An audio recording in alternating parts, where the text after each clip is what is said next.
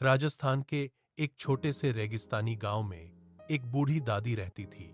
उनका नाम था गंगा दादी। उम्र के इस पड़ाव पर वे बिल्कुल अकेली थीं। न कोई बेटा, न बेटी, न कोई अपना। बस एक छोटी सी मिट्टी की झोपड़ी, कुछ पुराने बर्तन और यादों का एक लंबा सिलसिला ही उनका सहारा था। गांव के लोग कभी कभी दादी की मदद कर देते थे, लेकिन हर किसी की अपनी जिंदगी थी। दादी खुद ही अपना काम करने की कोशिश करती थी। सबसे बड़ी परेशानी थी पानी की। गांव का कुआं काफी दूर था और रोज वहां तक जाना दादी के लिए बहुत मुश्किल होता जा रहा था। हर सुबह दादी एक पुराना घड़ा लेकर धीरे धीरे कदम बढ़ाती और तपती रेत पर चलकर कुएं तक जाती। रास्ते में कई बार उनका पैर फिसल जाता, कभी चक्कर आ जाता, लेकिन फिर भी वे हिम्मत नहीं हारती थीं। एक दिन जब दादी कुएं से पानी भरकर लौट रही थीं, तो उन्होंने रास्ते में एक कराहने की आवाज सुनी। उन्होंने चारों ओर देखा तो थोड़ी दूर पर एक ऊँटनी रेत में गिरी हुई थी।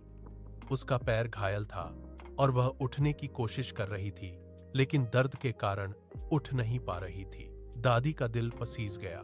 उन्होंने तुरंत अपना घड़ा नीचे रखा और ऊँटनी के पास जाकर उसे सहलाने लगी। ऊँटनी की आंखों में दर्द और डर साफ झलक रहा था। दादी ने अपने घड़े से थोड़ा पानी निकालकर उसे पिलाया, फिर अपने पुराने दुपट्टे का एक टुकड़ा फाड़कर उसके घायल पैर पर बांध दिया।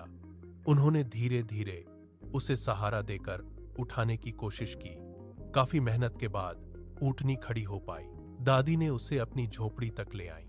वहां उन्होंने उसकी देखभाल शुरू कर दी। जो थोड़ा बहुत खाना उनके पास होता, उसमें से भी वे ऊँटनी को खिलाती, दिन रात उसकी सेवा करती। कुछ ही दिनों में ऊँटनी का घाव भरने लगा। वह धीरे धीरे चलने लगी और पहले से काफी स्वस्थ हो गई। दादी को लगा कि अब वह ऊँटनी वापस जंगल चली जाएगी, लेकिन ऐसा नहीं हुआ। ऊँटनी ने दादी का साथ छोड़ने से मना कर दिया। वह हर समय दादी के पास ही रहती। दादी जहां जाती, वह भी उनके पीछे पीछे चलती। अब दादी की जिंदगी बदलने लगी थी। अगले ही दिन जब दादी पानी लेने के लिए निकली, तो ऊँटनी उनके पास आकर बैठ गई, जैसे कह रही हो, मेरी पीठ पर बैठ जाओ। दादी पहले तो हिचकिचाईं, लेकिन फिर धीरे से उसकी पीठ पर बैठ गईं। ऊँटनी आराम से उठी और उन्हें कुएं तक ले गई। अब दादी को लंबा रास्ता पैदल नहीं चलना पड़ता था। ऊँटनी उन्हें हर रोज कुएं तक ले जाती और वापस घर भी लाती। इतना ही नहीं, वह अपने मजबूत शरीर से पानी के घड़े भी उठाने में मदद करती। गांव वाले यह सब देखकर हैरान थे। उन्होंने पहले कभी इंसान और जानवर के बीच इतना गहरा रिश्ता नहीं देखा था। धीरे धीरे दादी और ऊँटनी की दोस्ती पूरे गांव में मशहूर हो गई। लोग उन्हें प्यार से दादी और उनकी साथी कहने लगे। लेकिन हर कहानी में एक मोड़ जरूर आता है। एक दिन गांव में कुछ बाहरी लोग आए। उनकी नजर ऊँटनी पर पड़ी। उन्होंने सोचा कि यह ऊँटनी बहुत ताकतवर और अच्छी है, इसे बेचकर उन्हें अच्छे पैसे मिल सकते हैं। रात के समय वे चुपके से दादी की झोपड़ी के पास आए और ऊँटनी को पकड़ने लगे। ऊँटनी ने जैसे ही खतरा महसूस किया, वह जोर जोर से आवाज करने लगी। उसकी आवाज सुनकर दादी की नींद खुल गई। दादी बाहर आईं और यह सब देखकर घबरा गईं। उन्होंने उन लोगों से हाथ जोड़कर कहा, इसे मत ले जाओ, यह मेरी आखिरी सहारा है। लेकिन वे लोग नहीं माने। वे ऊँटनी को खींचकर ले जाने लगे। तभी ऊँटनी ने और जोर से आवाज की। उसकी आवाज पूरे गांव में गूंज गई। गांव के लोग जाग गए और दौड़ते हुए वहां पहुंच गए। उन्होंने देखा कि कुछ लोग ऊँटनी को जबरदस्ती ले जाने की कोशिश कर रहे हैं। गांव वालों को बहुत गुस्सा आया।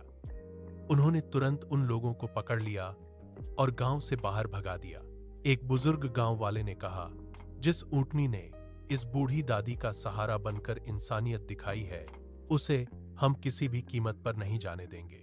दादी की आंखों में खुशी के आंसू आ गए। उन्होंने गांव वालों का धन्यवाद किया। उस दिन के बाद गांव के लोग भी दादी की ओर ज्यादा मदद करने लगे। अब दादी अकेली नहीं थीं।